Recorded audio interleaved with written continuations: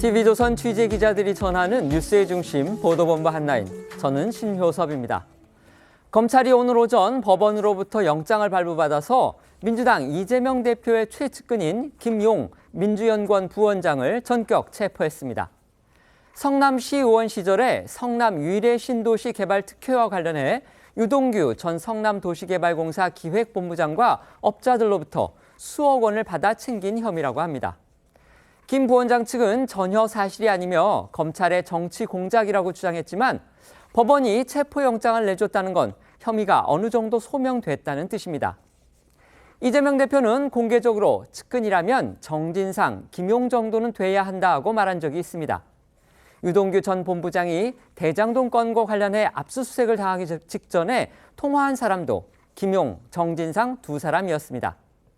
가뜩이나 자신의 사법 리스크로 정치적 위기감이 커지고 있는 이 대표가 신복 중의 신복에 비리 혐의 체포라는 초대형 악재까지 맞게 돼서 파장이 클 수밖에 없습니다.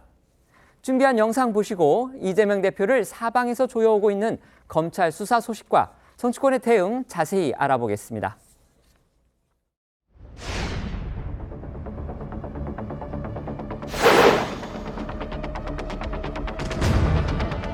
대표님, 그 김용 부원장 오늘 체포 소식 좀 올라왔는데 어떻게 보시는지 말씀 좀 여쭙겠습니다.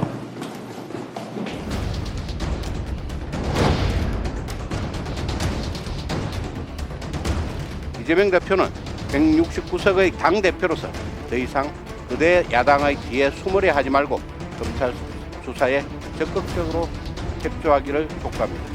전 정부 털기와 야당 탄압에만 올인한다면 대한민국의 미래는 참혹할 뿐입니다.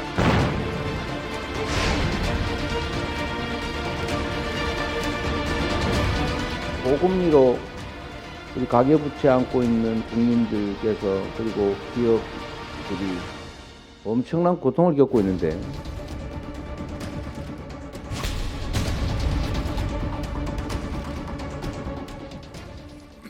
어제 이재명 대표의 사법 처리 관련 현안 가운데 처음으로 선거법 위반 재판이 시작된 데 이어서 오늘은 이재명 대표의 최측근으로 알려진 김용 민주연구원 부원장이 수억 원 뒷돈을 받은 혐의로 전격 체포돼서 지금 정치권을 술렁이게 만들었습니다. 그렇습니다. 오늘 오전 검찰이 이재명 민주당 대표의 최측근 김용 민주연구원 부원장에 대해 체포영장을 집행하고 자택 등을 압수수색했습니다. 체포된 김 부원장은 유동규 전 성남도시개발공사 기획본부장 등 대장동 및 위례개발 민간 사업자들로부터 수억 원의 불법 자금을 받은 혐의를 받고 있습니다. 위례 사업 당시 김 부원장은 성남시 시의원이었습니다. 아까 잠깐 말씀드린 대로 법원이 체포영장을 발부했다는 건요, 결국 검찰이 혐의를 어느 정도 입증했다, 이렇게 볼 수 있는 건데요. 체포된 김용 부원장, 아까 몇 번 말씀드리지만 이재명 대표 자신이 인정한 측근 중의 측근이죠. 그렇습니다. 김 부원장은 이 대표가 성남시장이었던 시절부터 함께한 최측근이죠. 이 대표가 경기도지사 시절 초대 대변인을 맡았고 이후 대선 캠프를 거쳐서 민주당 싱크탱크인 민주연구원 부원장에 올랐습니다. 이 대표는 지난해 10월 이른바 대장동 게이트 의혹이 불거지자 측근이라면 정진상, 김용 정도는 돼야 하지 않냐라면서 본인의 측근임을 인정하기도 했었습니다. 하지만 오늘 오전 김 부원장의 체포 소식을 접한 이 대표 관련 질문에 침묵을 택했습니다. 오늘 오전 이 대표의 모습 잠시 보고 오겠습니다. 김용 부원장 오늘 체포 소식 좀 올라왔는데 어떻게 보시는지 말씀 좀 여쭙겠습니다. 대장동 관련 사안이어가지고요. 이전에도 김용 부원장 진짜 언급하신 적도 있으셨어요. 측근으로. 김용 부원장 관련해서 한 말씀만 좀 부탁드려보겠습니다.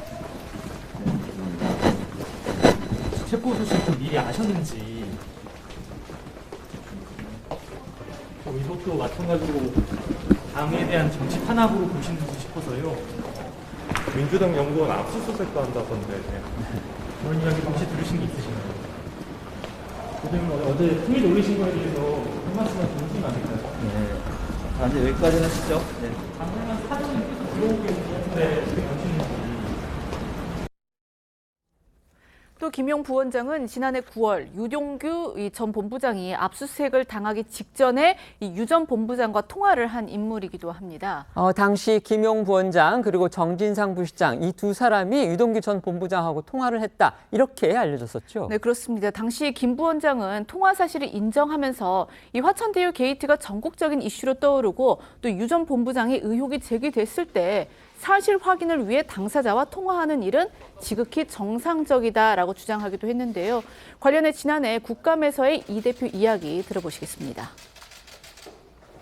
김용 선대위 본부장하고 정진상 부실장이 유동규 씨 압수수색 당한 날까지 통화했다는 보고가 있었는데요. 이제 본인이 김용 본부장분을 이걸 통화했다는 시인을 했는데 그 통화를 한 내용을 후보님께 알려줬는지, 알려줬다면 어떤 내용을 알려줬는지. 저는 뭐 특별히 기억나는 게 없네요.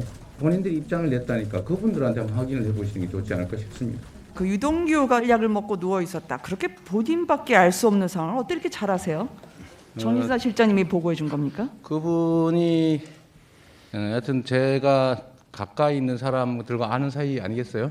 누가 그렇게 보고를 주셨어요? 잘 기억이 안 납니다. 앞서 말씀드린 것처럼 김 부원장이 받고 있는 혐의는 대장동과 위례 신도시 개발 사업 관련자들로부터 불법 자금을 수수했다는 정치자금법 위반 혐의입니다. 검찰은 김 부원장이 대장동 개발 사업 과정에서 화천대유 등에 특혜를 주는 데 관여하는 대신 유동규 전 본부장 등 이른바 대장동 일당으로부터 수억 원대의 불법 정치자금을 받은 것으로 보고 있는데 대장동 개발 특혜 의혹으로부터 구속된 유동규 전 본부장 등을 조사하는 과정에서 김 부원장에게 금품이 흘러갔다는 진술을 확보한 것으로 알려졌습니다. 앞서 말씀드린 대로 김 부원장은요, 위례 대장동 사업 추진 당시에 성남시 시의원이었습니다. 특히 위례 사업이 진행 중이었던 2014년이죠. 당시에는 시의회 예산결산특별위원장을 맡아서 시 예산 그리고 재정 전반을 심의했다고 하는데요. 어쨌든 김 부원장의 이번 혐의가 드러나게 된 데에는 구속된 유동규 전 본부장의 진술이 결정적이었다. 바로 이겁니다. 네, 때문에 일각에선 구속 만료를 앞둔 유 전 본부장이 태도를 바꿔 입을 열기 시작했다는 분석도 나오고 있는데요. 이러한 정황은 어제 법사위 국감에서도 언급이 됐었습니다. 어제 민주당 김의겸 의원의 발언과 송경호 서울중앙지검장의 답변 함께 들어보시죠. 지금 아까 중앙지검장님 가능성이 있다라고 했는데 유동규 씨는 확신을 가지고 10월 20일 석방될 예정이니 그때 만나자라고 유동규가 이야기를 합니다. 여러 차례 지금 거론이 됐던 수감자를 불러서 뭔가 회유하고 협박하고 있는 거 아닌가라고 하는 강한 의심이 듭니다. 답변 좀 주십시오. 전혀 아닙니다. 변호인 선임 과정은 오히려 검찰은 유동규를 회유하려는 과정으로 의심하고 있습니다. 더 이상 구체적인 내용은 말씀드리기 어렵습니다. 네, 이상입니다. 변호사가 회유를 한다? 제가 그 전체적인 과정은 정확히 알고 있습니다. 그렇지만 사실과 달리 알고 있습니다. 예. 지금 검찰이 체포영장에 의해서 신병을 확보할 수 있는 시간은요, 48시간이라고 합니다. 따라서 이틀 안에 이제 구속영장 청구 여부를 결정해야 하는 그런 상황인데요. 그것에 앞서서 오늘 오전 이제 그 체포영장이 집행이 되니까 김용 원장 측에서 그 자신의 입장문을 발표를 했습니다. 제가 전문을 반론 차원에서 읽어드리겠습니다. 소문으로 떠돌던 검찰의 조작 의혹 실체가 드러나고 있습니다. 대장동 사업 관련자들로부터 불법 자금을 수수했다는 의혹은 전혀 사실이 아닙니다.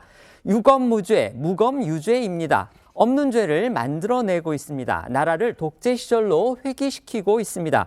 명백한 물증이 있는 50억 클럽은 외면하고 정치 공작을 일삼는 검찰의 행태를 강력히 규탄하며 모든 방법을 다해 이를 바로잡겠습니다. 아마 김용 부원장 측은 영장실질심사에서도 이런 주장을 하지 않을까 그렇게 예상이 됩니다. 네, 이처럼 검찰이 이 대표의 최측근인 김 부원장을 체포함에 따라 정진상 부실장 등 이 대표를 둘러싼 인물들에 대한 수사 확대가 본격화했다는 분석이 나옵니다. 앞서 국민의힘에서는 김용과 정진상, 유동규, 김만배 이 네 사람이 대장동 개발 구조를 짜고 끝까지 비밀을 지키자고 도원결의를 했다라고 주장한 바가 있죠. 지난 대선 당시 윤 대통령 역시 같은 주장으로 이 대표를 겨냥했던 바 있습니다. 당시 윤 대통령의 목소리와 그에 대한 이재명 대표의 해명까지 들어보겠습니다. 지금 또 녹취록이 하나 발견된 거 보면은 김만배, 정진상, 김용, 유동규가 모여서 도원결의 의형제를 맺습니다. 결국 이 네 사람과 우리 이재명 시장이 모든 것을 설계하고 승인하고 기획한 그리고 도장을 찍은 우리 이재명 후보가 몸통이라는 것이 이게 명백하게 나오지 않습니까? 본인이 더 녹취록에 더 극렬하게 많이 나오지 않습니까? 이 대장동 화천대유 관련해서 지금 그분이 대법관이다라는 게 지금 확인이 돼서 보도가 나고 있는데 윤 후보님 아무 근거 없이 모든 자료가 그분이 이재명을 가리킨다라고 페북에 써놓고 지금도 가지고 계시죠. 그거 국민들한테 속인 건데 사과하실 생각 없습니까? 전혀 없습니다. 검찰이 이재명 대표의 최측근으로 알려진 김용 민주연구원 부원장을 불법 정치자금 수수 혐의로 오늘 오전에 긴급 체포했습니다.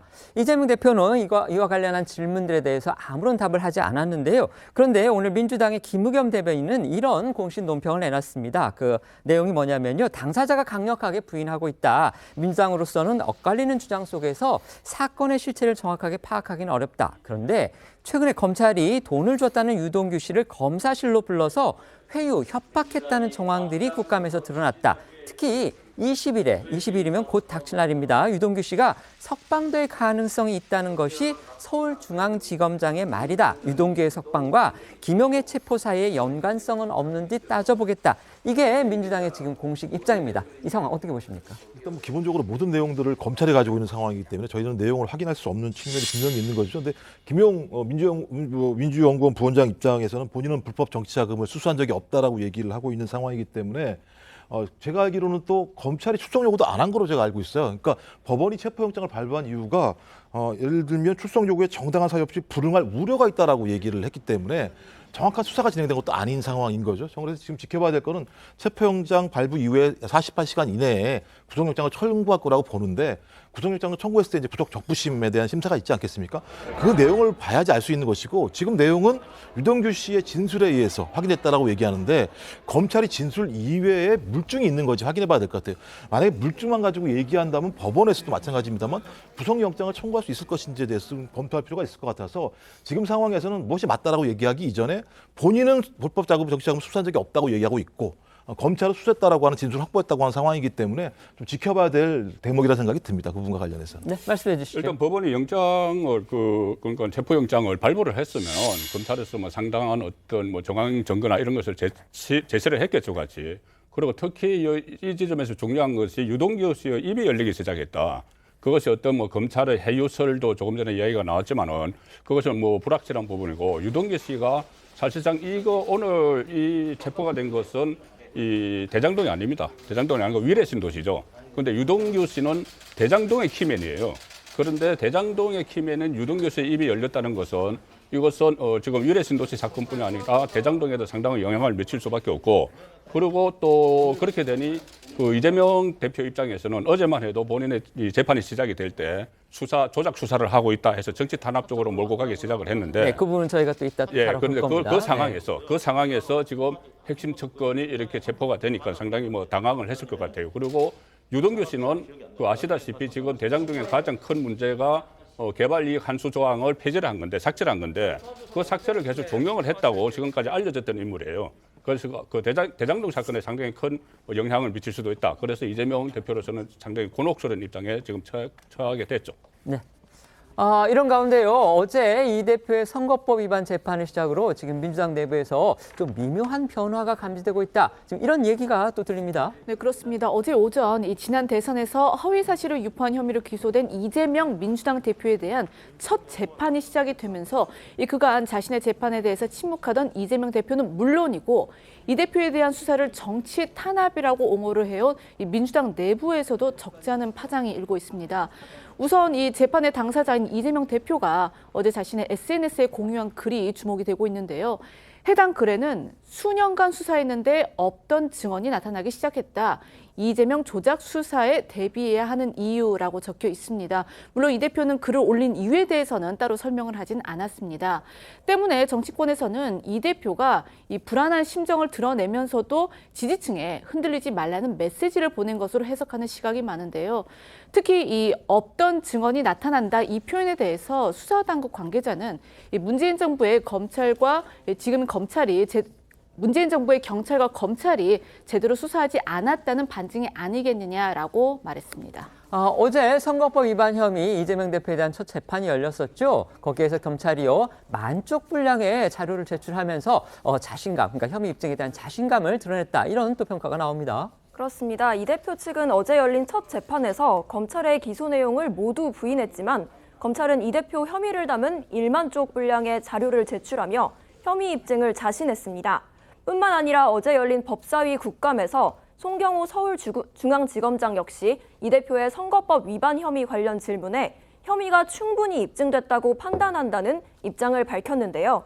이어 송 지검장은 이 대표 측이 혐의를 부인하는 것에 대해서는 방어권 행사의 일환이라고 생각한다고 말했습니다. 어제 송 지검장의 이야기 들어보겠습니다. 네. 억지 기소라는 이재명 대표의 주장을 공소장에서 어떻게 보면은 정면 반박했다. 이런 평가가 나오거든요. 어떻습니까? 공소 유지를 할 만큼 혐의가 충분히 입증되었다고 판단하고 기소한 것이고 당연히 공소 유지의 책무를 지고 그거를 해나갈 것입니다. 이재명 대표는 방금 보여드렸던 사진을 두고 조작을 주장했습니다. 사진의 어떤 조작 흔적 발견이 됐습니까? 나중에 공판 과정에서 그에 대한 입장이 나오지 않을까 싶습니다. 자신이 있다는 말씀이네요. 그렇죠? 공소 유지할 만큼 혐의가 입증되었다고 생각합니다. 네, 여기에 여당의 공세 수위도 점차 거세지고 있습니다.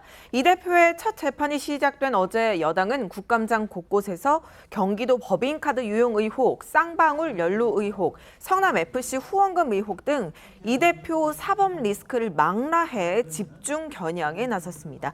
특히 경기도를 대상으로 한 행안위 국감에서 여야 공방이 상당히 치열했는데 어제 행안위 상황 잠시 보겠습니다.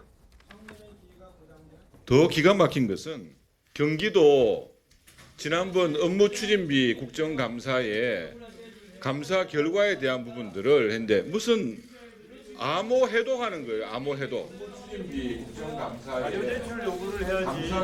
감사받고 있고 또 이 수사기관에서나 요구할 수 있는 뭐 업무추진비라든가 법인카드 이런 자료가 국정감사하고 무슨 상관이 있는지 저는 이해할 수가 없어요. 김동연 현 지사의 국감 당연히 해야 되는 것이고 전 지사의 국감도 당연히 대상이다.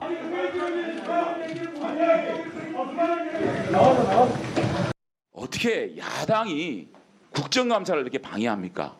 국정감사는요, 야당의 장입니다.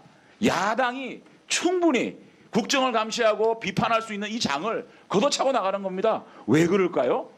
이재명 당대표 방탄하려고. 오로지 이분들의 목적은 이재명 당대표 방탄하겠다. 몸으로 육탄으로 저지하겠다. 이거 아니겠습니까? 직전 지사를 지낸 이재명 대표의 이름이 하도 많이 나오니까요. 김동연, 그러니까 지금의 피감기관장이죠. 김동연 현 경기지사가 좀 발끈했다. 이런 기사가 또 나왔어요. 네, 조금 전에 보신 것처럼 이 행안위 국감은요. 시작부터 여야의 고성이 오가다가 결국 민주당 의원들이 퇴장하기에 이르렀죠. 이후 중단됐던 국감이 40분 만에 속개가 되긴 했지만 이 전 경기도지사인 이 대표를 둘러싼 공방이 계속됐고 결국 현 지사인 이 김동연 지사가 저는 김동연이다라면서 이 불편한 심기를 드러냈다가 이 사과를 하는 일까지 벌어졌습니다. 어제 행안위 국감 상황 조금 더 보시겠습니다. 후보 시절에 경기 북부 특별자치도에 관해서 공약을 하셨죠. 이게 찬반 양론이 있는데 반대하는 이 의견을 말씀하신 분은 이재명 지금 민주당 대표십니다. 설득해서 하시겠다는 겁니까? 네, 그렇게 하겠습니다.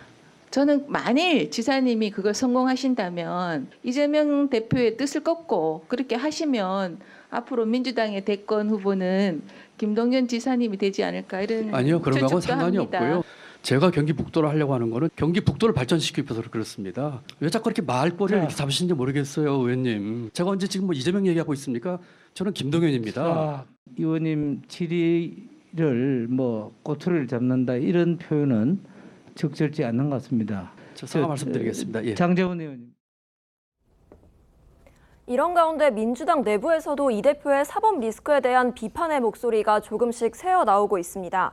물론 현재까지는 당 차원에서 정치보복 수사 프레임으로 철저하게 방어를 하고 있지만 친문계 의원이나 수도권의 의원들의 분위기는 친명계가 대다수인 지도부와는 온도차가 있는 상황이라고 합니다.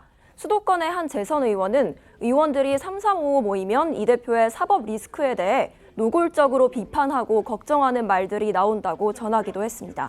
앞서 논란이 됐던 이재명 대표의 그 방위산업 주식 보유를 두고서도요. 지금 친명계, 그다음에 친문계가 부딪히고 있는 그런 상황이 연출되고 있습니다. 그렇습니다. 민주당 내에서 처음으로 이 대표의 방산주 거래를 공개 비판한 친문 전재수 의원과 친명 안민석 의원이 겨냥하고 나서면서 내부 갈등이 빚어지고 있는 겁니다. 우선 두 사람의 이야기부터 들어보겠습니다.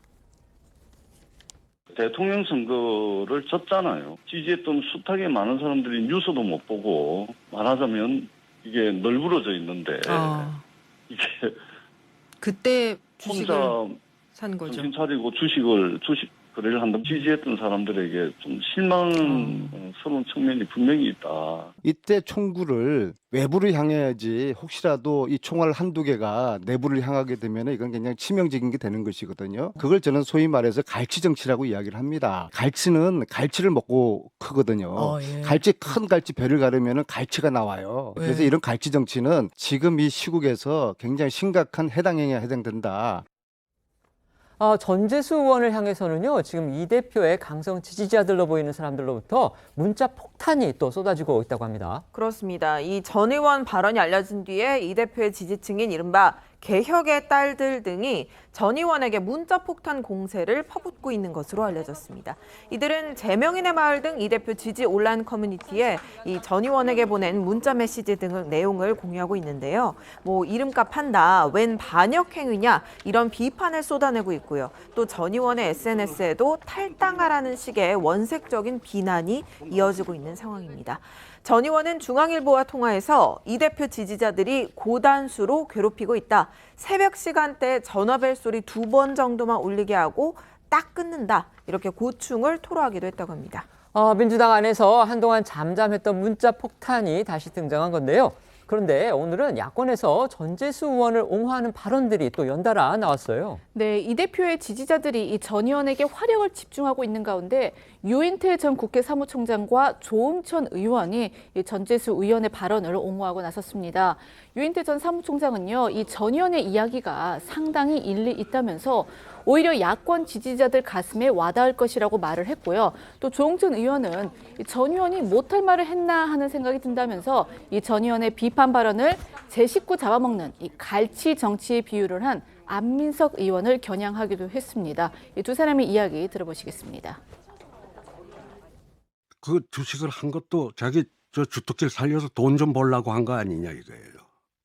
그러니까 주식을 사실 그 뭐 잃으려고 한 건 아니잖아요. 그게 그 시점이 그 참 그 실망스럽다고 한 정도의 그 얘기를 하는 게 나는 이 사건이 터졌을 때 그 충분히 느낄 수 있는 감정이라고 생각을 해요. 그때는 대표도 아니고 아직 국회의원도 아닐 때니까는 뭐 아무 문제가 안 된다고도 하지만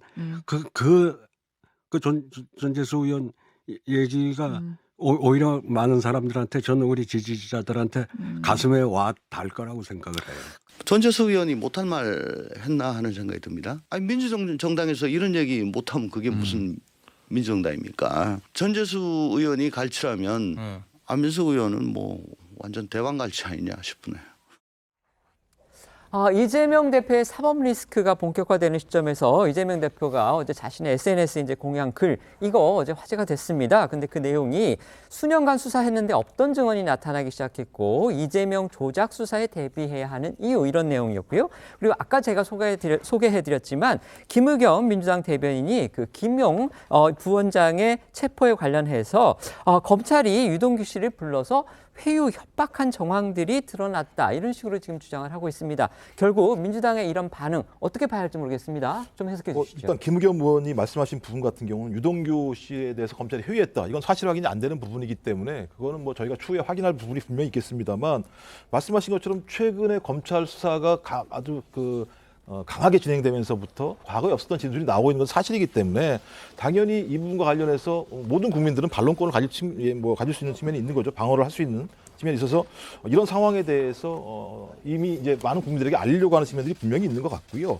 근데 계속 지금 얘기가 나오고 있는 게 검찰발 또는 수사당국발로 나오는 게 문재인 정부의 검찰과 경찰이 제대로 수사하지 않았느냐라고 하는 제기들이 나오는데, 실제 지금 제기가 되고 있는 선거법 문제나 대장동 백현동 문제 같은 경우는 2021년 9월 이후부터 나왔던 문제이기 때문에 실제로 대선 후보에 대한 직접적인 수사가 어려운 상황이 분명히 있었기 때문에 이것은 문재인 정부에서 그렇다는 측면이 아닌 것이고 특수한 선거란 상황 때문에 벌어진 측면들이 있는 거죠. 또 하나는 이제 성남 FC 같은 경우도 마찬가지입니다만 경찰이 3년 동안 수사를 하다가 무혐의 종결한 사건을 다시 수사를 진행했기 때문에 이 부분과 관련해서도 소위 경찰의 무혐의와 검찰의 재수사라고 하는 측면과 관련해서 뭔가 문제가 있는 것이지 아니냐고 하는 야당의 나름대로의 좀 의문이 분명히 있는 거기 때문에 쌍방간의 견해는 분명히 다를 수 있다는 생각이 드는 것이고요. 저 그래서 이제부터 실질적으로 이재명 당대표에 대한 수사가 진행되는 거 아니겠습니까? 그렇다면 당연히 그 수사에 대응해서 반론권과 방어권들을 행사하는 것은 당연하다는 생각이 드는 것이고요.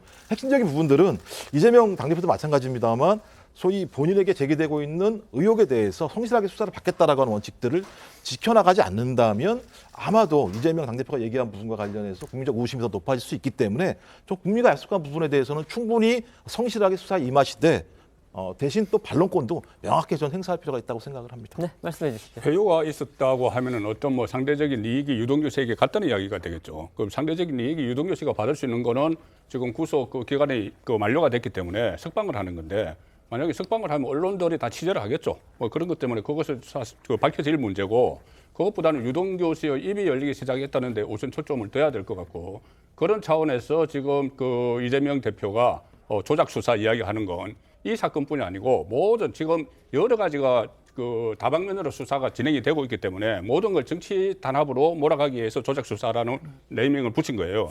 그런데 이 조작 수사라고 하는 것이 원래 성남 FC 사건 관련해서 1차 경찰 조사에서 불송치했다가 2차에 송치를 했다. 그래서 조작이다. 그 전에 없었던 것이 어떤 정언이 나왔느냐 하는데, 경찰의 입장은 분명하죠. 어떤 대가성이 있었다는 새로운 정언을 확보를 했다. 이렇게 되면은 그 전 경찰 수사가 부실을 했을 수가 있는 거예요. 그래서 이것도 또 따져봐야 되는데, 왜 이 문제에 대해서 이재명 대표가 조작 이야기까지 하느냐 하면은, 이것은 선거법과 달리 만약에 이것이 비리 혐의. 비리 혐의로 되면은 당헌 80조에 의해서 부정부패에 의한 뇌물 같은 것을 제3자 뇌물로 돼 있기 때문에 직무정지가 되기 때문에 상당히 지금 이재명 대표는 민감하게 반응을 하면서 이것 가지고 조작 프레임을 걸기 시작을 하는 거죠. 네. 검찰의 서해 공무원 피격 사건 수사도 속도를 내고 있습니다. 검찰이 어제 전격적으로 서욱 당시 국방장관하고 김홍희 당시 해경청장에 대해서 구속영장을 청구하면서 고위급의 첫 신병 확보에 나섰고요. 그보다 윗선 수사에도 가속도가 붙을 그런 전망입니다. 네, 저희도 어저께 전해드렸는데요. 검찰은 어제 이 서욱 전 국방부 장관과 김홍희 전 해양경찰청장에 대해 구속영장을 청구했습니다. 지난주 연이틀 피고발인 소환 조사가 이뤄진 지 나흘 만이자 지난 6월이죠. 이 유족 등이 고발장을 접수해 수사에 나선 지 넉 달 만에 첫 구속영장 청구입니다. 이 서욱 전 국방부 장관에게는 허위 공문서 작성과 이 공용 전자기록 손상 등의 혐의가 적용된 것으로 알려졌는데요. 무슨 이야기냐면은 즉 지난 2020년 9월 고 이대준 씨가 자진 월북했다는 이 정부 판단과 배치되는 군 감청 첩보 60건을 군사통합정보처리체계에서 삭제하고 또 합참에는 허위 보고서 작성을 지시한 것으로 의심을 받고 있습니다. 함께 구속영장이 청구된 김홍희 전 해양경찰청장 역시 직권남용과 허위 공문서 작성 혐의가 적용이 됐습니다. 김홍희 전 청장 같은 경우는요, 사건 당시에 이대준 씨가 입고 있던 구명조끼에 이제 한자가 적혀 있었다는 사실 등 이 월북한 게 아님을 뒷받침해주는 정황 등을 보고를 받고서도 나는 안 본 걸로 할게 이런 발언을 했다고 감사원이 발표했던 그 사람입니다. 네, 맞습니다. 또한 검찰은요, 이 김 전 청장이 확실한 근거도 없이 이 배에 남아있던 슬리퍼를 이대준 씨의 것으로 확정하고, 그러니까 본인이 그 슬리퍼를 유기를 했다라는 거죠. 또 이 씨가 도박으로 돈을 탕진했다는 등의 월북 동기를 앞세우면서 이 씨의 잦은 월북을 단정짓는 수사 결과를 발표하는데 관여했는가 하면 이 자연 표류 가능성 등 분석 결과도 의도적으로 왜곡했다고 보고 있습니다. 이 관련해서 사건 발생 직후에 이 국방위 전체 회의와 이 회견 국감에서 나온 두 사람의 목소리 들어보시겠습니다. 월북 가능성이 있는지 여부를 잘 봐야 된다. 아마 실족이나 이런 거일 수도 있다. 뭐 이런 얘기들과 함께 여러 가지 가능성을 놓고 탐색 활동을 하자. 이제 이렇게 지시하고 보고받고 했습니다. 월북 의사가 있었던 걸로 보여진다는 이제 정보를 종합해서 이렇게 보고를 드리는 겁니다. 그 구명동일에 착용하고 부력제 어제 한 채 북한 그 민간 선배가 발견된 부분이 가장 크다 봅니다. 월북 의사 표명 부분이 있었기 때문에. 검찰 관계자는 두 사람의 혐의가 중대하고 증거인멸 가능성이 높았다고 구속영장 청구 배경을 설명한 것으로 알려졌습니다. 하지만 서 전 장관이나 김 전 청장 모두 검찰 조사에서는 이제 혐의를 부인하거나 진술을 거부한 것으로 그렇게 알려집니다. 그런데도 검찰이 소환 조사 나흘 만에 구속영장을 청구한 배경, 이거 어떻게 봐야 할까요? 네, 검찰이 윗선 수사가 본격화한 지 얼마 되지 않아 두 사람에게 모두 구속영장을 청구한 건 혐의 입증에 문제가 없다는 자신감이 담긴 것으로 해석되고 있습니다. 또한 이들이 혐의를 부인한 것도 법원이 구속 필요 여부를 판단하는 과정에서 검찰에 유리하게 작용할 수 있다는 관측도 나오고 있습니다. 두 사람에 대한 법원의 구속영장 실질 심사는 오는 21일 금요일에 열리는데요. 두 사람의 신병이 확보되면 검찰은 또 다른 윗선인 서훈 전 안보실장과 박지원 전 국정원장 수사에 탄력을 받을 것으로 전망됩니다. 다만 영장이 기각될 경우 수사 동력을 잃을 수도 있어서 영장 발부 여부가 이번 수사의 분수령이 될 것으로 보입니다. 박지원 전 국정원장 같은 경우는요, 최근 라디오 인터뷰 등을 통해서 지금 현안에 대한 목소리 자주 내고 있는데요. 본인을 향하고 있는 검찰 수사에 대해서도 또 언급을 했어요. 그렇습니다. 박 전 원장은 어제 한 라디오 인터뷰에서 자신은 15년 검찰 조사도 받았고 15년 재판을 해서 다 살아난 경험이 있다면서 이번에도 역시 무혐의를 자신한다는 취지로 답변했습니다. 이대준 씨가 착용했던 구명조끼에 한자가 써 있었다는 등의 내용은 자신은 처음 들어보는 것이라고 이 의혹을 부인하고 나섰습니다. 또 이 씨의 구명조끼가 북한에서 소각된 것으로 아는데 어떻게 그 사실을 알 수 있었냐면서 이 감사원의 감사 결과 자체의 의혹을 제기했는데요. 박 전 원장 목소리 들어보겠습니다. 제가 잘 아시다시피 15년 검찰 조사를 받았고 15년 재판을 해서 다 살아났습니다. 또 감옥까지 3년 살아나서 두루두루 경험을 했는데 이번에는 사실 저는 대단히 죄송한 표현 같지만은 자신합니다. 제가 참 의심스러운 것은 이대준 씨의 구명복은 북한에서 소각됐다고요. 그런데 어떻게 한자가 써 있는 것을 알았을까? 이대준 씨가 팔에 붕대를 감은 것을 어떻게 알았을까? 그건 북한에 있는 거 아니에요. 그래서 나는 그 자체도 의심스러워요. 이처럼 서해 공무원 피격 사건과 관련해 윗선 수사가 속도를 내고 있는 가운데 이 탈북어민 강제 북송 사건 수사도 점점 핵심으로 진입하는 분위기입니다. 문재인 정부 청와대 노영민 전 비서실장이 오늘 검찰에 소환됐어요. 네, 노영민 전 실장은요, 이 탈북어민 강제 북송 사건과 관련해서 이 국민의힘 국가안보문란 실태조사 TF로부터 올해 8월 직권남용과 직무유기 등의 혐의로 고발당한 바가 있습니다. 이를 수사 중인 검찰은요, 노 전 실장이 지난 2019년 11월 탈북어민 2명이 해군에 납포되자 이틀 뒤에 청와대에서 대책회의를 주재하고 이들의 북송 방침을 결정했다는 의혹을 캐고 있습니다. 이처럼 검찰이 이 서해 공무원 피격 사건과 관련해서 서욱 전 장관과 이 김홍희 전 청장에 대해 구속영장을 청구한 데 이어서 이튿날 곧바로 이 탈북 어민 강제 북송 사건과 관련해 이 노영민 전 청와대 비서실장까지 소환을 하면서 전 정권 이 사정 전국이 봉계도에 들어갔다는 분석도 나옵니다. 검찰 수사가 이처럼 전방위로 속도를 내면서 여야 간 공방도 지금 격화하고 있죠. 네, 국민의힘은 서해 피격 공무원 고 이대준 씨의 유족들이 그동안 받은 고통을 생각할 때 구속 수사 필요성이 매우 크다며 서욱 전 장관과 김홍희 전 청장 구속영장 청구를 환영했고요. 반면 민주당은 덮어놓고 구속해 망신을 주겠다는 심산이라며 대통령실의 기획사정이라고 강하게 반발하고 나섰습니다. 여야 목소리 들어보겠습니다. 쪽대본으로 출발한 대통령실의 기획사정이 마침내 막장 드라마로 치닫고 있습니다. 감사원은 지난 금요일 공소장에 버금가는 보도자료를 배포했습니다. 검찰은 기다렸다는 듯 영장 청구로 극적 효과를 배가시키려 했습니다. 이 왜곡된 서해 사건의 기획자는 대통령실임이 분명합니다. 사필 규정이다. 문재인 정권이 국민의 안전과 생명을 북한 김정은과의 한반도 거짓 평화쇼 연출을 위해 맞바꾸었다는 국민적 공분은 정당하다.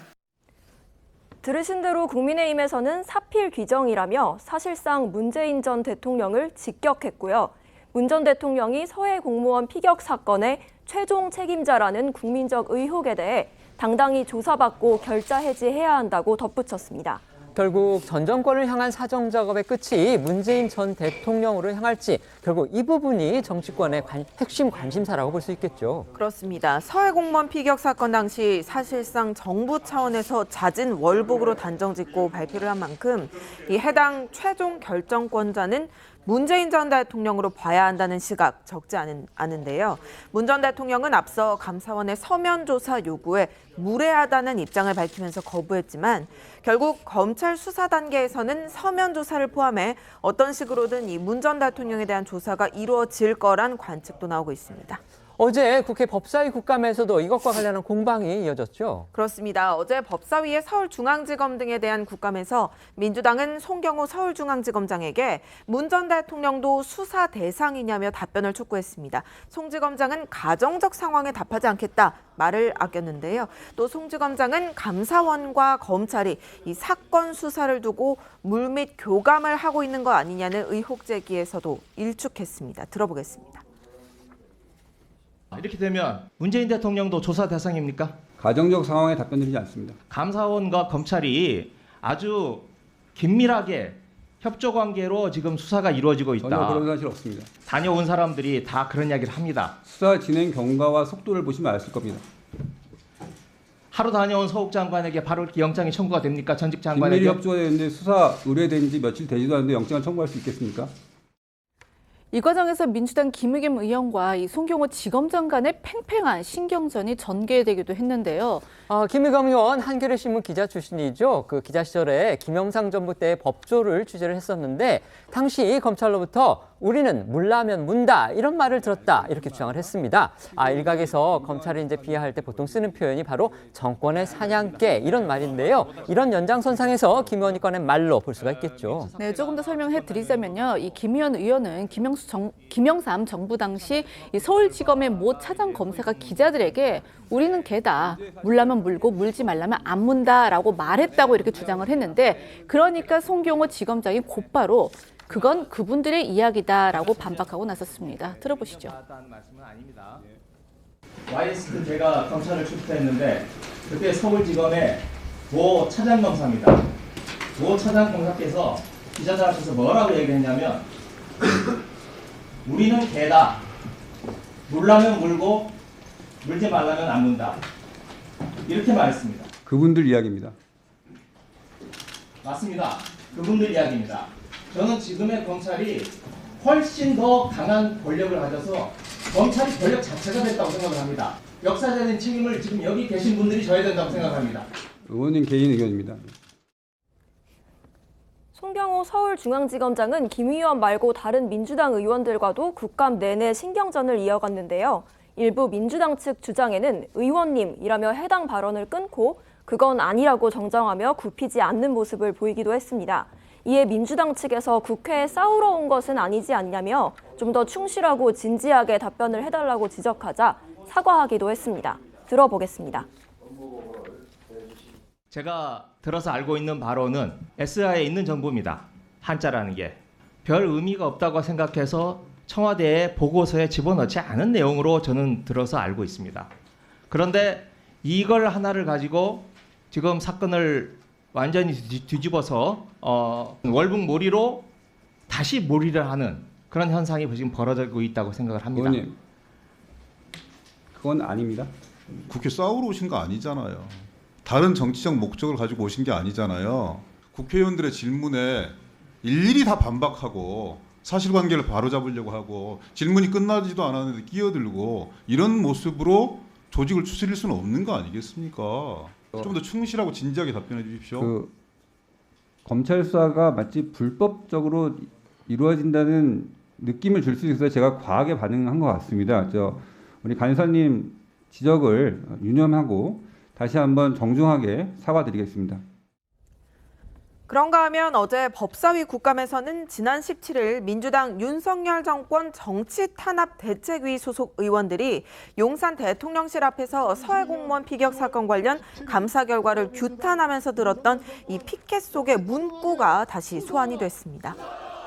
정치 탄압으로 써야 했는데 그걸 탑압 이렇게 써가지고 오타가 난 그거 말하는 거죠? 그렇습니다. 국민의힘은 앞뒤가 안 맞는 소리를 하려니 맞춤법도 틀리는 거다 이렇게 주장을 했는데 민주당은 국어 탄압부터 중단하라고 비판을 했습니다. 어제 법사위 국감에서도 이에 대한 지적이 이어졌는데요. 정치탄압대책위원장을 맡고 있는 민주당 박범계 의원은 얼마나 탄압이 세면 탑압이 됐겠냐. 당직자의 실수 같은데 유감의 뜻을 표한다고 했습니다. 들어보겠습니다. 정치 탄압에 대해 국민께 사과하라.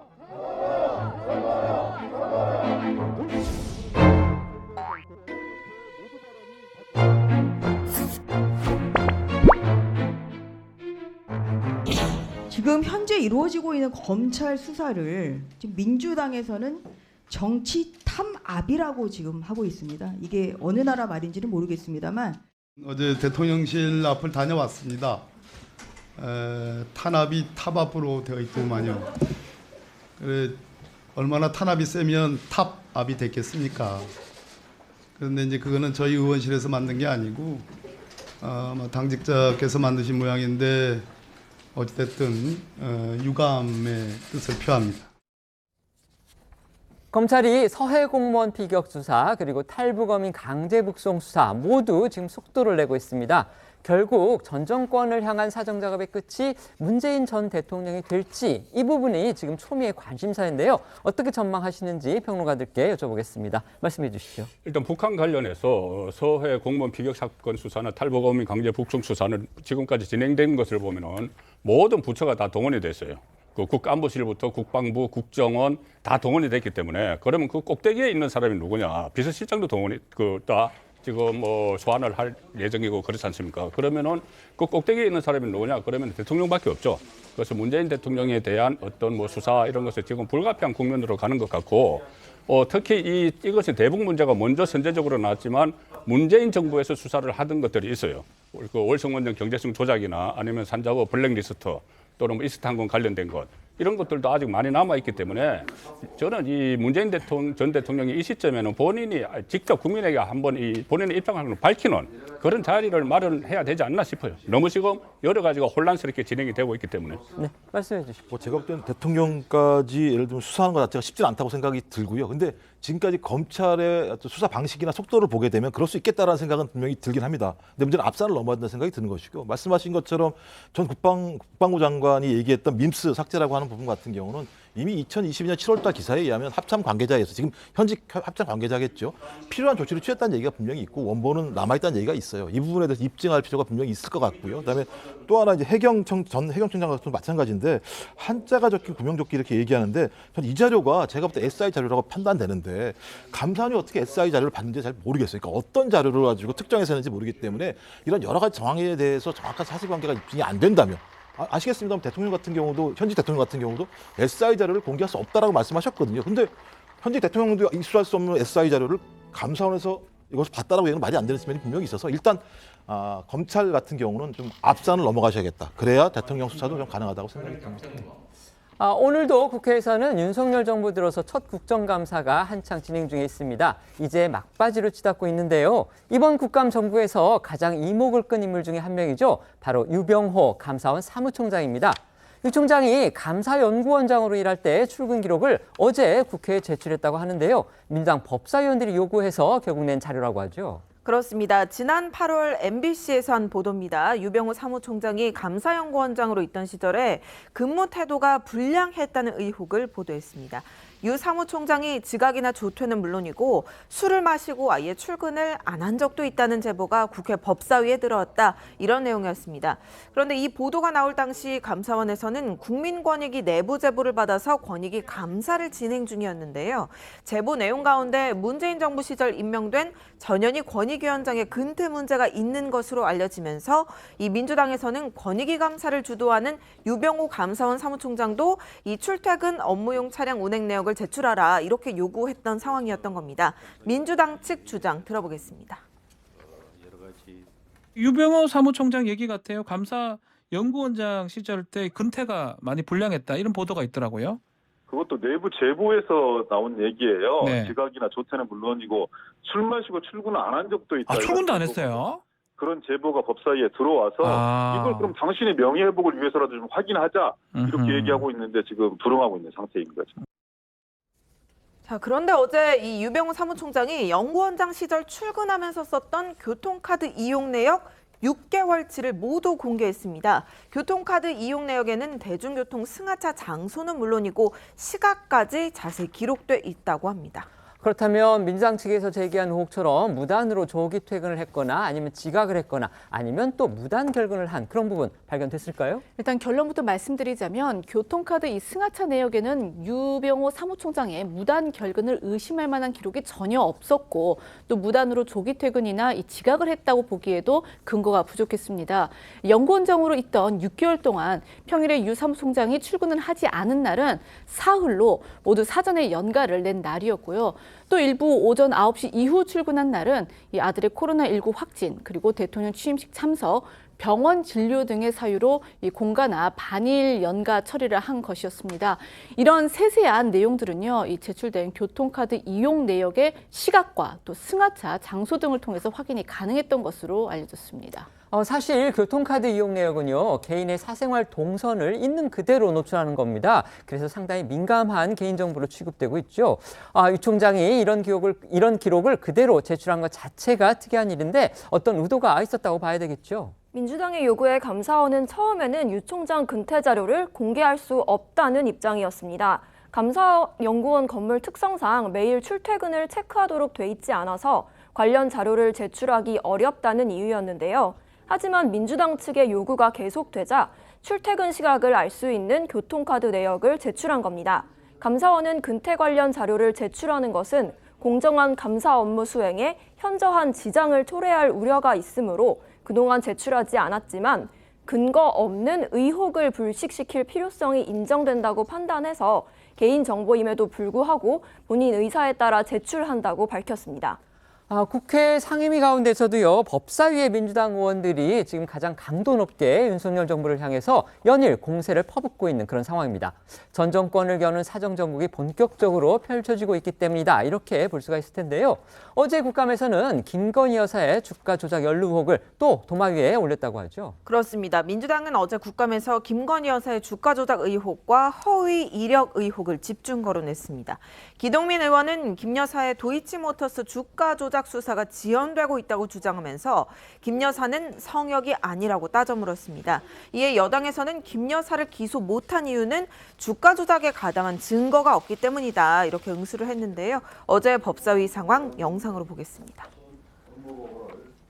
서울지검장님, 그 검찰의 칼이 공정하고 동일한 잣대로 쓰여져야 된다. 뭐 일반론에 동의하시죠? 예, 동의합니다.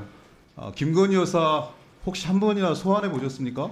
그 여부는 제가 말씀드릴 수가 없습니다. 2년이 훨씬 넘었잖아요. 더 이상 늦어지고 뭐 장기화된다고 했을 때 검찰의 수사 의지가 약하다 이렇게 의심할 수도 있어요. 기소를 못한 이유는 다른 하나겠죠.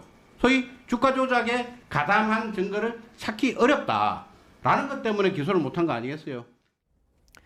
네, 의원들의 도이치모터스 주가 조작 의혹 관련 질의에 이 송경호 지검장은 말씀드릴 수 없다는 입장만 재차 밝히면서 수사가 마무리되면 김 여사에 대한 처분 내용이나 수사 경과 등을 합리적인 범위 내에서 설명하겠다 이렇게 답변했습니다.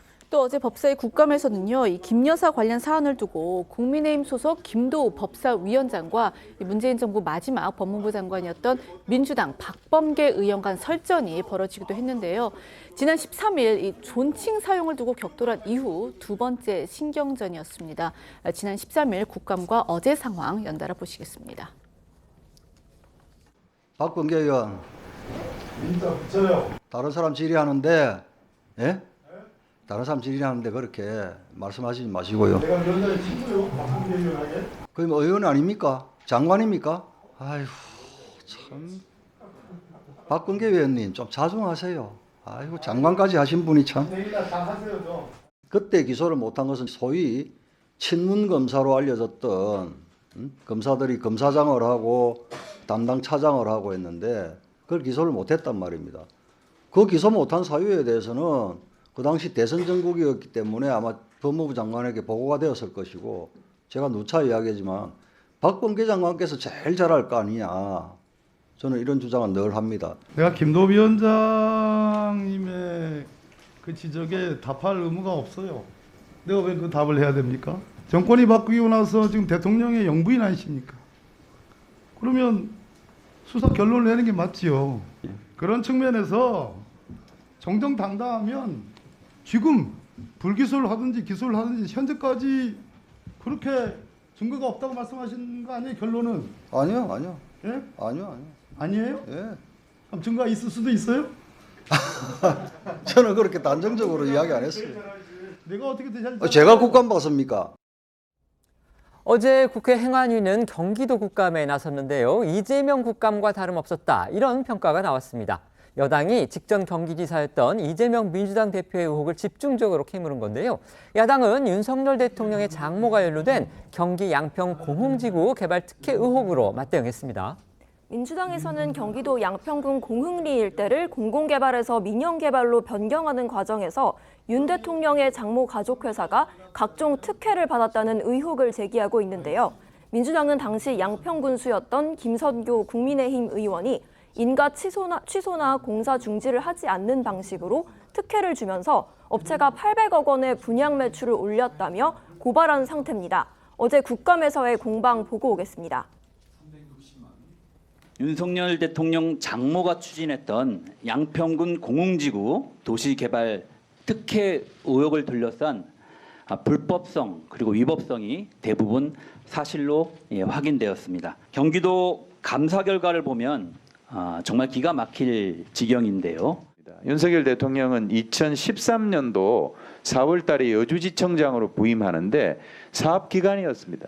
이때가 준공 허가를 그때 내야 되는데 2016년도 8월 달에 와가지고 허겁지겁 그냥 소급해서 내줬단 말이에요. 저는 분명히 윤석열 대통령과의 이런 연관성을 의심할 수 있다. 의원님 질의에 대한 평가를 하려는 건 아니지만은 참 유감스럽다는 말씀 좀 하고 싶습니다. 또 그 발언의 내용의 진위 여부도 정확히 알 수도 없고요. 또 현직 대통령에 대해서 그때 당시에 사업이 진행되는 시기에 그 지역의 지청장으로 근무했다는 사실만을 가지고 대통령 연루 의혹을 실질적으로 국정감사장에서 제기하신다는 부분들은 뭐 하시는 겁니까 지금? 정말 유감스럽습니다. 진행을 하세요, 진행을. 국감이 이제 공식적으로는 오늘까지 포함해서 사흘밖에 남지가 않았습니다. 이재명 사법 리스크가 커지고 있는 것에 맞서서 야당은 아마 남은 기간 김건희 여사 문제를 집중 제기할 것으로 그렇게 예상이 되죠. 네, 모레죠. 오는 21일 교육위 국감에서는 김건희 여사의 논문 문제가 쟁점이 될 것으로 보입니다. 증인으로 채택된 임홍재 국민대 총장과 장윤금 숙명여대 총장이 이 교육위 국감에 출석하는 것으로 알려졌는데요. 야당은 이들 증인을 상대로 김 여사의 논문 표절 의혹을 집중적으로 추궁할 것으로 보입니다. 반면 여당은 김 여사의 논문 표절 의혹에 정치권이 개입하는 것이 적절하지 않다, 이런 논리로 이 야당의 공세를 차단할 것으로 보입니다. 이런 가운데 김건희 여사가 어제 오랜만에 공개 행보를 보여서 또 눈길을 끌었습니다. 네, 김 여사는 어제 대한적 십자사가 주관한 바자 행사에 참석을 해서 관계자들을 격려를 했는데요. 먼저 어제 김건희 여사 모습 보시겠습니다.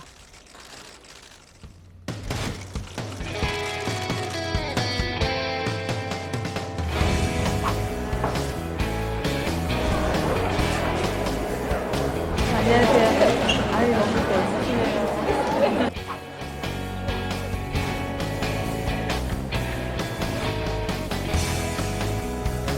이것도 괜찮네요. 네네네.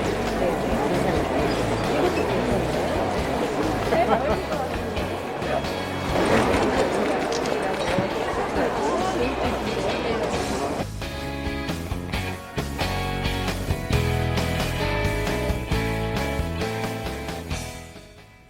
보신 것처럼 김 여사는 이 판매 부스를 일일이 둘러보면서 이 바자 행사에 참석한 봉사자들을 격려를 했습니다. 기증 물품 및 이 재활용품 부스와 주한 외교사절 부인들이 운영하는 부스에서는요, 옷과 고추장, 새우젓 등을 사기도 했습니다. 김 여사는 또 행사에서 이 노블레스 오블리주를 실천하고 있는 봉사단체에 감사의 뜻을 전하기도 했는데요. 이렇게 윤 대통령 없이 김 여사 단독으로 공식 일정을 수행한 건 지난 6월이죠. 이 김해 봉하마을을 찾아서 권양숙 여사를 예방한 뒤로 넉 달 만입니다. 김 여사는 그동안 공개 행보를 아주 극도로 자제해왔죠. 맞습니다. 활동을 하더라도 비공개였습니다. 그리고 하루 뒤나 한참 후에 알려지는 것이 대부분이었습니다. 대표적으로 지난 8월 31일에 있었던 안나의 집 봉사활동 소식인데요. 김 여사는 노숙자와 청소년 등에게 매일 무료 급식을 제공하고 자활을 돕는 이 안나의 집에서 설거지와 배식 봉사활동을 한 사실이 뒤늦게 알려졌습니다. 안나의 집의 김하종 신부가 자신의 SNS에 김 여사의 사진 그리고 글을 올리면서 이 봉사활동을 한 것이 공개가 됐죠. 네, 맞습니다. 이탈리아인인 김 신부는요, 이 봉사활동을 한 후 별도의 차담회 전까지는 김 여사를 몰라본 것으로 알려졌습니다. 김 여사가 봉사활동에 참여했다는 소식을 들은 뒤에 김 신부는 깜짝 놀라서 아무 말도 나오지 않았다. 이 사회적 지위에 상관없이 성실하고 겸손하게 봉사했기 때문에 반가웠다 이렇게 전했는데요. 김 여사는 그날 이 급식소에서 일하는 직원을 불러서 고맙다고 인사한 다음에 조용히 떠난 것으로 알려졌습니다. 실제로 다른 봉사활동 장소에서도 알아보는 그 사람 없이 조용하게 일만 해서 해프닝이 벌어지기도 했다는데요.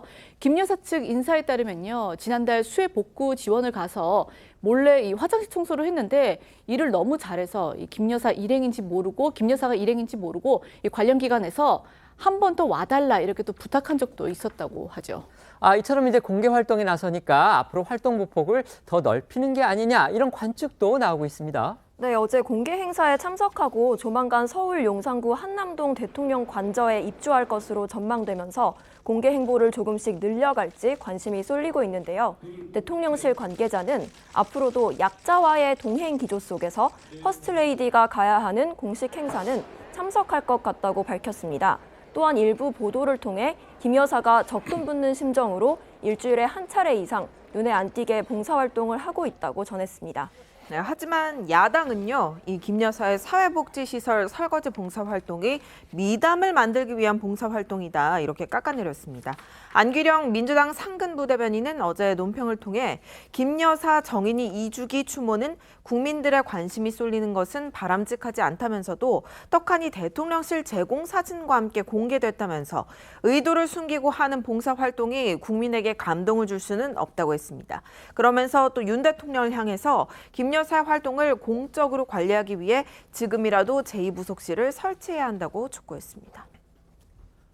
김건희 여사의 최근 활동 어떻게 보시는지 평론가들께 의견 여쭤보겠습니다. 말씀해 주시죠.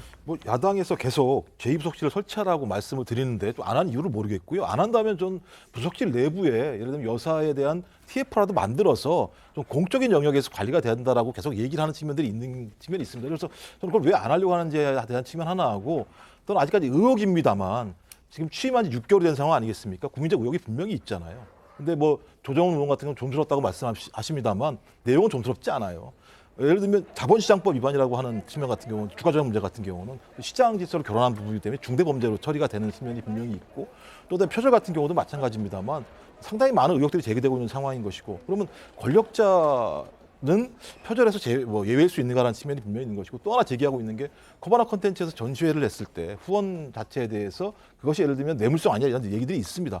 저는 깔끔하게 대한민국 대통령의 배우자라고 얘기한다면 이런 문제에 대해서 매듭 지을 필요가 있다는 생각이 들어요. 이걸 매듭 짓고 난 다음에 공식적 행사를 진행하시는 것이 훨씬 더 우리나라 품격에 맞다라는 생각이 드는데 좀 그런 부분에 대한 어떤 정리가 안 되는 상황에서 이런 공적 활동들을 진행하는데 대통령실은 모른다고 말씀을 하시니 국민들 입장에서는 이 부분에 대해서 이해할 수 없다라고 판단하시는 것 같고요. 그래서 앞으로도 마찬가지입니다만 권한을 누리시는 만큼 의무도 다할 수 있도록 좀 제2부속실을 좀 만들었으면 좋겠습니다. 네, 말씀해 주시죠. 아니 제2부속실 이야기를 자꾸 하는데 제2부속실을 안 하겠다는 건 대선 공약이었고 그리고 부속실을 만드는 명칭이 중요한 것이 아니고 저번에 대통령 실질 개편했지 않습니까? 개편할 때 그 간접팀도 개편을 했고 그다음에 부속실 안에 그 배우자를 담당하는 사람들도 새로 뒀고 실질적으로 제2부속실 기능을 지금 하고 있어요. 하고 있는 상황인데 자 지금 말씀하신 것처럼 여러 가지 어떤 정치적 의도가 다분한 그런 사법 리스크, 뭐 김건희 특검 이런 데 매여서 대통령 배우자로서의 기존에 해오던 역할이 있는데 다른 배우자들이 그 역할까지 하지 못하도록 위축시키는 것은 즉 가령 예를 들어서 봉사활동을 하는 것도 무슨 뭐 쇼를 한다고 이런 식으로 하는 것 이 부분은 지금 뭐 그동안 지금 그 적십자사 명예총재입니다. 명예총재고 저것은 1980년부터 매년 해오던 대통령 배우자가 참석하는 행사예요. 이것과 유사한 대통령 배우자로서의 역할이 있는데 그 역할을 할 때마다 이렇게 폄훼를 하는 것은 뭐 바람직하지 않은 거죠. 네.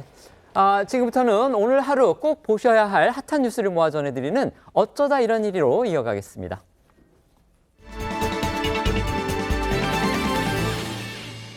첫 번째 키워드는요. 먹통 책임지고 사퇴. 어떤 내용인지 소개해 주시죠. 네, 남궁훈 카카오 각체 대표가 오늘 오전 기자회견을 통해 이번 카카오 먹통 사태에 책임을 지고 사퇴한다고 밝혔습니다. 이 카카오 경영진은 오늘 오전 경기도 판교 본사 사옥에서 기자회견을 열고 대국민 사과와 함께 시스템 쇄신 의지를 밝혔는데요. 지난 15일이었죠. 데이터 센터 화재로 카카오 서비스에 이제 대규모 장애가 발생한 지 나흘 만에 이뤄진 회견입니다. 네, 맞습니다. 이 자리에는 남궁훈 대표, 홍은택 대표가 나왔고 대신 이 김범수 창업자는 나오지 않았습니다. 남궁훈 대표는요. 그 어느 때보다 참담하고 막중한 심정을 통감한다면서 쇄신과 변화 의지를 다지고자 대표이사를 내려놓겠다라고 밝혔습니다. 목소리 직접 들어보시겠습니다. 그 어느 때보다 참담한 심정과 막중한 책임을 통감하며 카카오의 쇄신과 변화에 대한 의지를 다지고자 대표이사직을 내려놓고 이번 사태를 끝까지 책임지고자 비상대책위원회 재난대책소위원회를 맡아 부족한 부분과 필요한 부분을 채워나가는 일에만 전념하겠습니다. 그러니까 남궁훈 대표는 이번 사태 책임을 지고서 대표직은 사퇴를 하지만 비상대책위에는 참여를 해서 사태를 수습하겠다. 이런 뜻을 밝힌 겁니다. 그렇습니다. 카카오는 홍은택 대표 단독 체제로 전환할 예정입니다. 유료 서비스 이용자뿐 아니라 이번 장애로 피해를 입은 다양한 이해관계자들에 대한 보상을 검토한다고 했습니다. 아무래도 이제 책임 소재를 다투기에 앞서서 적극적으로 보상하겠다. 이런 의지 보인 듯합니다. 네, 아울러서 판교 데이터 센터 안정화 이후 2개월 안에 유사한 사고를 막을 수 있는 환경을 구축하겠다고 했습니다. 현재 카카오는 어느 정도 이제 정상적으로 작동이 되는 상태이기는 합니다. 근데 이제 아직도 일부 오류 기능 남아 있을 수 있다고 하고요. 지금 어쨌든 이제 보상이나 그 책임 문제 이런 부분들에 대해서 문제가 계속 논란이 되고 있는데 오늘 남궁훈 대표가 이 사태에 책임을 지고서 전격적으로 사퇴를 한 겁니다. 평가해 주시죠. 저는 오늘에서야 다운 메일이 복구가 된 상황이니까 맞습니다. 많은 분들이 상당히 많이 불편을 겪을 수밖에 없는 상황이고요. 말씀하신 것처럼 지금 전 세계적인 기업의 규범이 소위 사회적인 기업의 사회적 책임에 대한 SR을 강조하고 있는 측면이 분명히 있습니다. 저는 그래서 이런 측면과 관련해서 지금 카카오톡 문제와 관련해서는 우리들의 일상과 너무 긴밀히 결합되어 있기 때문에 기본적으로 생계, 업무와 관련된 부분이 분명히 있습니다. 여기에 대해 피해를 본 부분에 대해서는 명확하게 보상하는 체제들을 만들어야 될 것 같고요. 더 중요한 부분들은 이런 일이 발생하지 않도록 국민이 신뢰할 만큼의 재발 방지 대책을 내놓는 게 더 중요하다고 생각을 합니다. 네. 두 번째 키워드 보겠습니다. 김근식의 암수 범죄. 좀 어려운 말 같은데요. 한번 말씀해 주시죠. 네, 이 암수 범죄라는 말은요. 범죄가 일어났지만 수사기관에 인지되지 않았거나 이 용의자 파악이 안 돼서 공식적으로는 이 통계에 집계되지 않은 범죄를 말을 합니다. 출소를 하루 앞두고 또 다른 성범죄 혐의로 다시 구속된 이 아동 성범죄자 김근식에게 과거 나도 당했다라고 주장하는 알려지지 않았던 피해자가 추가로 나타나서 저희가 이제 암수 범죄라는 표현을 썼는데요. 인천경찰청 그 수사대에 따르면 그제 한 여성이 20년 전에 김근식으로 추정되는 남자에게 강제추행을 당했다고 이 신고 절차를 문의했다고 합니다. 다만 이 구체적인 피해 내용은 밝히지 않았다고 합니다. 하지만 한 언론 보도에 따르면 현재 해외에 거주 중인 거주 중인 것으로 알려진 이 여성은 최근 언론에서 접한 김근식의 얼굴이 어린 시절 자신이 당했던 일의 가해자와 일치한다고 했고요. 1999년쯤 당시 초등학생일 때 한 남성이 무거운 짐을 들어달라며 인근 사무실로 유인했다고 하는데 이게 김근식의 범행 수법과 똑같습니다. 짐 드는 걸 도와달라. 이거 전형적으로 김근식이 여러 차례 썼던 바로 그 방법이죠. 네, 이 여성은 범행 장소의 구체적인 주소와 특징까지 기억하고 있었는데 당시에 김근식을 전기 설비 관련 업체에서 일하던 사람으로 기억했고 사건 전에도 마주친 적이 있어서 의심 없이 따라갔다고 합니다. 그러니까 그 사건이 이후 이제 20년 전의 세월이 흘렀는데 지금에서야 용기가 나서 경찰에 전화를 했다 이겁니다. 네, 경찰은 아직 정식 신고는 접수되지 않았다 이런 입장인데요. 피해가 사실로 드러나도 공소시효가 만료돼서 처벌은 어렵다고 판단하고 있는 것으로 알려졌습니다. 아, 그러니까 아동 성범죄 공소시효가 없어진 걸로 그렇게 알고 있었는데 이 건 같은 경우는 이제 공소시효가 만료됐다는 겁니다. 그렇다면 이 사건으로 처벌받기 어려울 수도 있다. 지금 이런 뜻일까요? 그렇습니다. 13세 미만 미성년자에 대한 강제추행죄 공소시효는 지난 2010년 폐지가 됐죠. 공소시효가 아예 사라졌습니다. 그래서 김근식도 출소 직전에 2006년에 발생한 것으로 알려진 다른 성범죄 혐의로 또다시 재구속이 될 수 있었습니다. 그런데 이번 사건 같은 경우엔 피해자 주장대로라면 1999년에 발생한 걸로 추정이 되는데 제도 개선 이전 이 공소시효 기간 7년을 이미 채웠기 때문에 처벌을 할 수가 없다 이런 판단인 겁니다. 경찰은 아직 정식 신고가 접수되지 않지만 고소장을 접수되면 이 사실 확인을 하겠다 이런 입장인 것으로 전해지고 있습니다. 이런 가운데 출소 하루 전 다시 구속된 김근식은 재구속이 부당하다고 주장하며 구속 적부 심사 청구서를 제출했는데요. 법원은 오늘 오후 2시 심사를 시작합니다. 김근식이 감옥에서 벗어나고 싶어하는 듯한데요. 앞서 김근식을 향해 배우자가 있는 조두순과 달리 재범 가능성이 높다고 분석했던 이수정 경기대 범죄심리학과 교수는 이런 김근식을 향해 오늘도 강력하게 우려를 표했습니다. 직접 들어보시죠. 그러면 15년 전에 이미 다 처벌을 받았는데 암수범죄로 하나가 뒤늦게 발견이 됐으니 일정한 이제 형만 추가하는 거라서 기껏 1년 정도나 2년밖에는 지금 지연이 안 됩니다, 이게.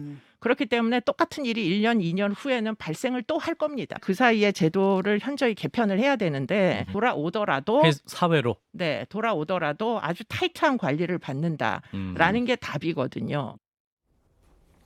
예정대로라면 지금 이미 심사가 시작된 것으로 보이는데 아동 성범죄자 김근식이 재구속이 부당하다고 주장하면서 구속적부 심사를 청구했다고 합니다. 이거 어떻게 보십니까? 일단 본인은 15년 동안 복역을 했기 때문에 다시 이게 석방할 날을 기다리다가 이렇게 됐기 때문에 구속적부 신청을 했지만 사회에서 보는 것은 전혀 다른 시각으로 보고 있죠. 그리고 이 구속적부심은 보통 보면 받아들일 확률이 석방 확률 한 17% 되는데 그렇습니까? 그것이 뭐냐면은 어떤 경우냐면은 영장이 청구되고 그것을 발부하고 나서 새로운 어떤 사안이 발생했을 때예요. 사정 변경이 있을 때.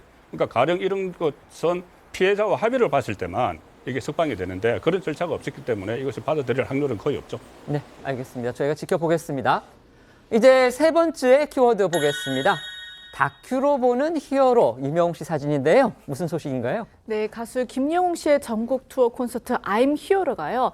임영웅 101 다큐로 재탄생된다는 소식입니다. 이 임영웅 101은요. 그 콘서트 101일간의 여정을 담은 다큐멘터리 형식으로 임영웅 씨의 다양한 콘서트 모습과 준비 과정 그리고 이 현장의 생생한 반응, 비하인드 영상 등이 담길 예정이라고 합니다.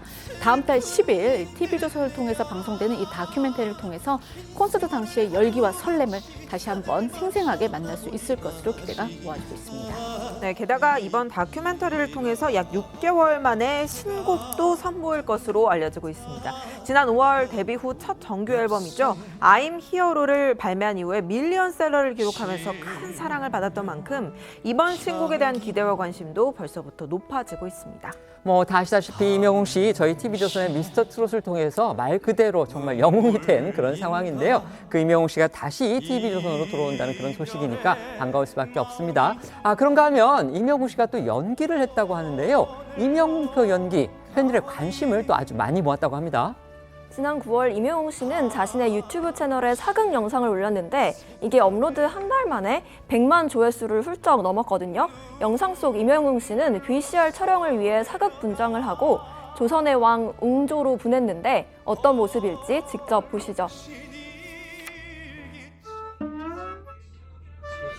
비장한 사람으로 만들어주고 계십니다.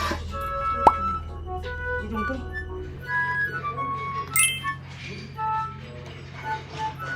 특별한 과연 제가 나중에 연기를 하게 될까요? 빨리 뭔가 해볼 줄은 몰랐어요.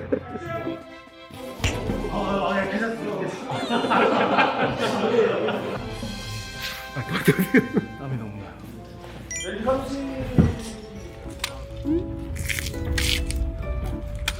네, 이게 이거 생각하면 이게 안.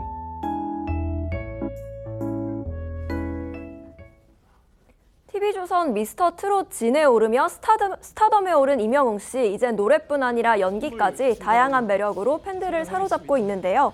임영웅 씨의 활약이 어디까지 이어질지 기대를 모으고 있습니다. 다시 한번 시청자 여러분들께 저희는 1분 뒤에 다시 돌아오겠습니다. 오늘 준비한 소식은 여기까지입니다. 저희는 내일 오후 1시에 더 핫한 소식으로 찾아뵙겠습니다. 시청해 주셔서 고맙습니다.